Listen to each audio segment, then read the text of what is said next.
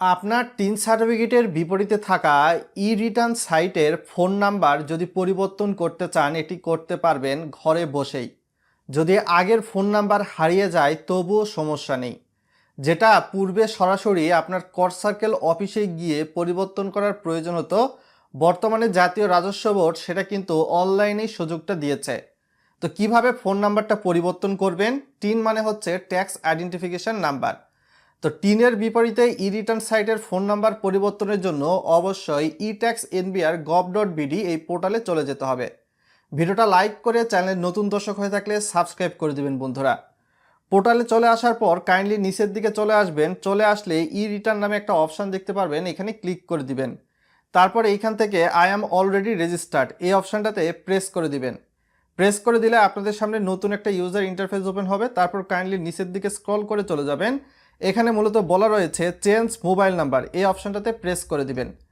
Press করে দেওয়ার পরবর্তীতে এইরকম অপশান আসবে। এখানে মূলত আপনাকে যে বিষয়টা বলা হবে, আপনার টিন নাম্বার ওটা তো মনে আছে তাই না? টিন নাম্বার তো হারিয়ে যায় নাই, ওই নাম্বারটা দিবেন এবং নতুন যে ফোন নাম্বারটা অ্যাড করতে চাচ্ছেন সেই ফোন নাম্বারটা দিবেন দ্বিতীয় অপশানে। তো আমি আমার টিন নাম্বারটা দিয়ে দিচ্ছি। দিয়ে দেওয়ার পরবর্তীতে আমার যে ফোন নাম্বারটা রয়েছে ফোন নাম্বারটা দিয়ে দিব। ভিডিওটা স্কিপ করে দেখলে অনেক কিছু না বুঝলে সেটার দায়ভার কিন্তু আমার নয়। অবশ্যই বিষয়টা আপনাদেরকে আমি ভালোভাবে বুঝিয়ে দেওয়ার চেষ্টা করতেছি এবং লাইভ প্রুফের মাধ্যমে দেখায় দিব। তো আমি আমার ফোন নাম্বারটা দিয়ে দিচ্ছি।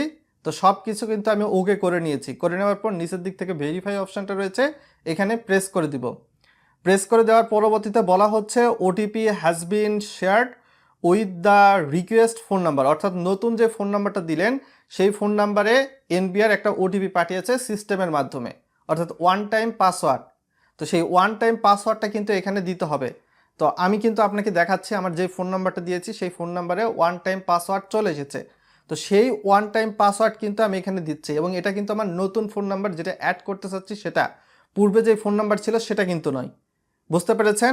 তো আমি আমার ওটিপিটা দিচ্ছি, আপনি আপনারটা দিবেন। তারপর নিচের দিক থেকে ভেরিফাই নামে একটা অপশান রয়েছে, এখানে আমরা প্রেস করে দিব। প্রেস করে দিলে আবারও নতুন করে ইউজার ইন্টারফেস এবং congratulation your phone number change request has been successful, অর্থাৎ বলা হচ্ছে আপনার ফোন নাম্বার চেঞ্জ হয়ে গেছে। এখন কথা হচ্ছে আপনার পূর্বে ই রিটার্ন সাইটে লগ ইন ছিল, আপনার হয়তো বা পাসওয়ার্ড মনে থাকতেও পারে নাও থাকতে পারে, নো প্রবলেম। পাসওয়ার্ড যদি মনে থাকে তো সেক্ষেত্রে আপনি জাস্ট আপনার টিন নাম্বার এখানে দেখতে পাচ্ছেন উপর দিক থেকে। যদি আমরা স্ক্রল করি, এখানে টিন নাম্বার আপনাকে দিতে বলা হচ্ছে। তো এখানে টিন নাম্বার দিবেন। টিন নাম্বার দেওয়ার পরবর্তীতে আপনার যে পাসওয়ার্ড পূর্বে ছিল সেটা দিবেন। তারপরে এখানে যে ক্যাপচা কোডটা রয়েছে সেটা দিবেন। তো আমি আমার সব ইনফরমেশনগুলো কিন্তু দিয়ে নিচ্ছি। দিয়ে নেওয়ার পর সাইন ইন অপশানে প্রেস করেছি।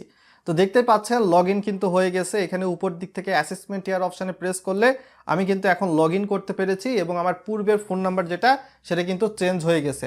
তো এইভাবে চাইলে অতি সহজেই কিন্তু আপনি আপনার ফোন নাম্বার পরিবর্তন করতে পারেন। ফোন নাম্বার আপনার হারিয়ে যাক বা মনে থাক বা না থাক, এইটা কিন্তু কোনো ম্যাটার নয়।